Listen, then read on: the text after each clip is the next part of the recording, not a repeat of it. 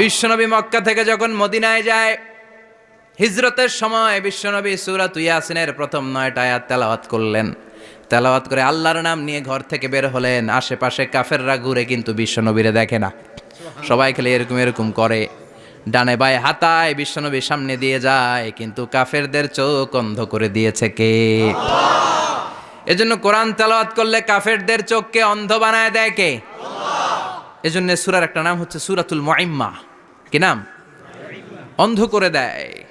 তাফসিরে কুরতুবির মুসান্নিফ